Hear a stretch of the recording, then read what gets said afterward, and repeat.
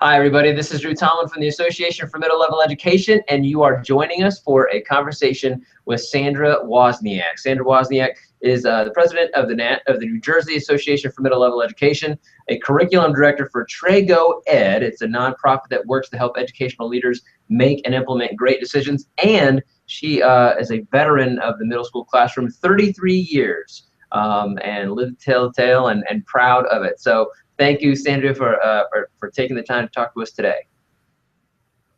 Thanks, and good morning, everyone.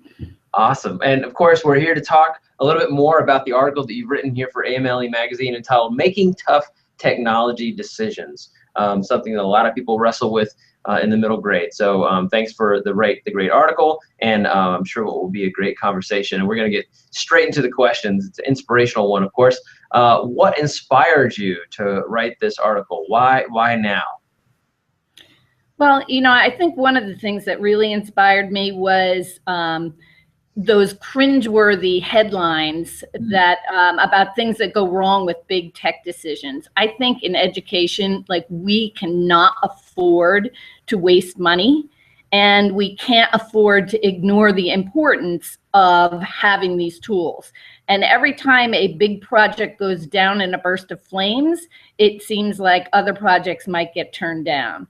So, back in my day, the big question was like Mac or PC. And I said, things have gotten a little more complicated since then. So over my years in the middle school, I have developed two passions. One is all the really cool ways that technology has evolved and that it can enhance what we do in the classroom. And the other is the capacity for teaching kids and adults how to be better thinkers. Just like you can be taught how to draw, you don't have to be born with the ability to make a good decision. You can actually be taught how to make a better decision. Right. So, I ran a couple ed camp sessions with people who were facing big tech decisions and sort of, found out what they did right and what they thought they did wrong, and, thought maybe an article on that might help others. Awesome. We appreciate you bringing your two passions together, that, like you said, that technology and helping folks, both students and adult learners, be better thinkers. And, technology should be a tool to promote better thinking. So thank you for that moment. So, one of the best practices that you mentioned in your article for adequate technology integration is providing a sound infrastructure. Which is clearly a huge step to making sure that happens successfully. So the question, and it's a difficult one, but how does a school system get started with that, especially if there aren't a lot of funds to make it happen? Well, I think that the key is getting started in a logical and a strategic manner. Especially when there aren't a lot of funds. If you don't have a lot of money, there's no wiggle room for mistakes here. So let's take the problem apart. And, as Grant Wiggins said, you have to start with the end in mind. That is exactly what you have to do with this problem.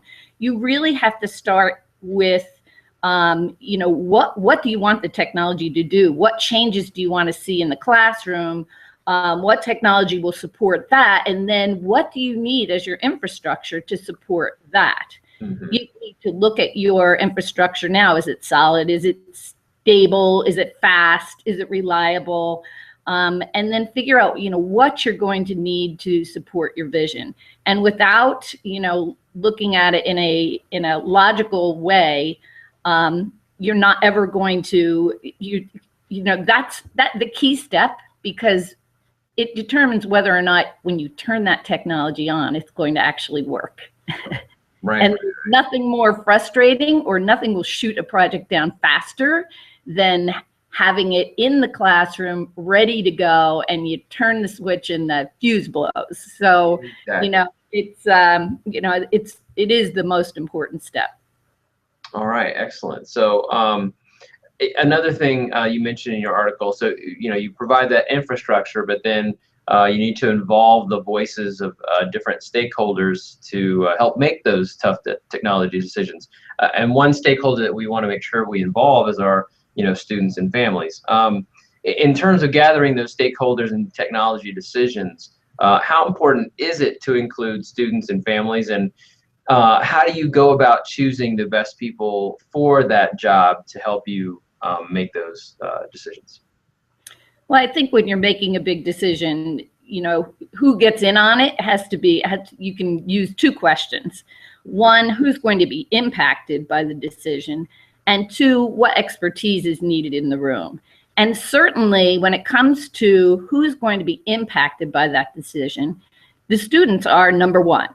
It is, you know, that the bottom line is that technology is for them and it is for their learning. And you don't want the parents and students to become obstacles to the success of the project. Right. So by including them in, you know, in on the, you know, on the bottom line here, and in on the decision making, you ensure that they understand why the decision was made, how the decision was made, and you would probably choose parents and students that have communication skills or that have ways to communicate so that the positive word will go out. And you know, you don't necessarily have to choose people who agree with what you think you're going to do, because sometimes it's best to have people that don't agree, because then you can address their needs and concerns as you go through. So when you have your decision, you have all of the right reasons all lined up, and you've addressed ones that didn't fit in. Right. And it goes back to what you said at the beginning about your wish to have better thinkers, create better thinkers. So if you have people who push you to think about technology use in a different way, then you want those better thinkers there to make you a better thinker as well. So it's a nice synergy there with that work. And of course, like you had said, with keeping their voices in the mix throughout the year. So not only involving their voices in the decision to use technology or what kind, but how do you keep their voices involved like throughout the year? And I think using different perspectives is important to any decision that you make. And so, when there should be some sort of a board or panel or something where, our principal used to have like a committee that, and just in general on issues that the school was going through. And I think having parents and students involved in that is important, because you need their perspectives. They are part of any decision-making and problem-solving process that you're going to go through in a school. They're integral part. Excellent, excellent. So, in addition to technology decisions in terms of what devices or what apparatus to have in the classes and in the schoolhouse, another obviously key part of that implementation is professional learning for technology. So what's the best form of professional learning when implementing a technology initiative? What should it look like? Who should be leading it? Anything else to consider? Well, first of all, in my mind, there's no start and end to professional development. It has to be ongoing. It has to be never ending. And there are so many cool opportunities, especially because of technology, for that ongoing learning that, there shouldn't be a program that goes with this. It just should be automatic part of our lives in education. Right. I believe that schools should send out their most passionate learners to as many conferences as they can. And because those people are going to be the ones that come back fired up and ready to share. And I think that every building should have people that are turnkey people or coaches or whatever the model, but people that are passionate and hungry and will come back with lots of ideas. And I think inside the schools, it is crucial for us all to open our doors. I really think that we need to visit the teacher next door, and we need to be able to invite the teacher next door into our classrooms and support each other. I think professional development, just like any other education, should be individualized. Nobody should have to sit through the beginning Google Docs thing that has already gone through Google certification. You know, we should be able to now, of course, with technology, to assess teachers' needs and address those needs, either through coaching or mentoring or just walking next door and helping each other.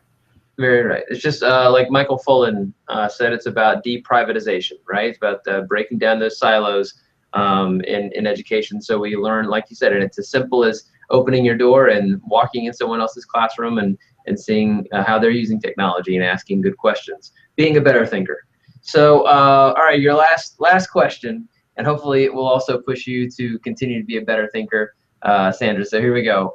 If technology was a food for middle level education, what kind of food would it be and why? You know, that's kind of an easy one for me because it's rice, because technology is a staple and there are a lot of great things you can do with it and lots of ways to serve it up. And it can be the foundation from anything to stir fry to chili in all sorts of things, but it's not the main course. Right. You know, our content, our thinking skills are really what we are aiming for. And the rice is just the technology. It's just a staple, should be a staple in every classroom. Exactly. Wow. Okay. Great choice. And it's perfect because when you make rice the right way, it's sticky, so it holds together and can form a shape and that kind of thing, and other things can stick to it, whether they're curricular things or anything else you're working on in the school. That technology is that sticky tool, that rice tool. That so there you go. Wow, well done, well done. Thanks. Bravo. All right, so well, gosh, thank you, Sandra, for taking the time to talk to us some more. Great article, great conversation about those tough technology decisions. Well done.